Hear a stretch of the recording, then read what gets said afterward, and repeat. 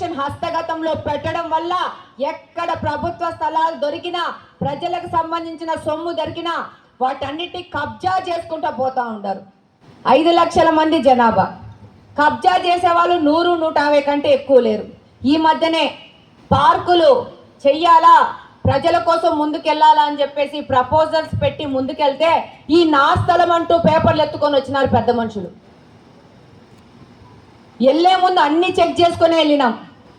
అది వంక పొరంబోకులు, ప్రభుత్వం సంబంధించిన స్థలాలు.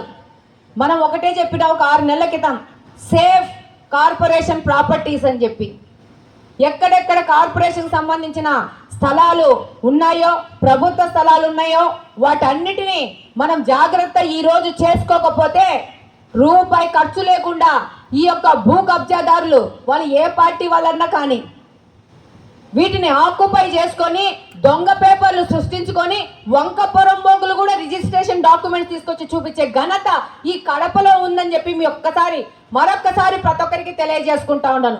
మేము పని చేయడానికి సిద్ధంగా ఉన్నాం.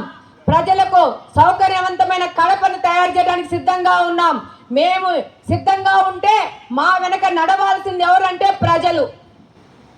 నేను ఐడెంటిఫై చేయంగానే వెంటనే ఆ లోకల్లో ఉన్న చాలా మంది వస్తారు, దీన్ని స్కూల్కి ఇచ్చేద్దాము, దీన్ని ప్రజలు ఆడుకోవడానికి ఇచ్చేద్దాం అంటే అట్లా మళ్ళా నేను వదిలేస్తే అది ఆ కబ్జాదారుల హస్తగతంలో ఉండాలని మాత్రమే వాళ్ళ ఆలోచన.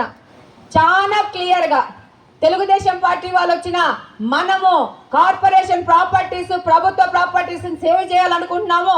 వాటికి ఒక బోర్డు ద్వారా వాటిని మనము కాపాడుకోవాల్సిన అవసరం ఉంది. వాటిని అట్లా వేర్లాండ్గా వదిలేస్తే రేపు ఎవరు వాటి మీద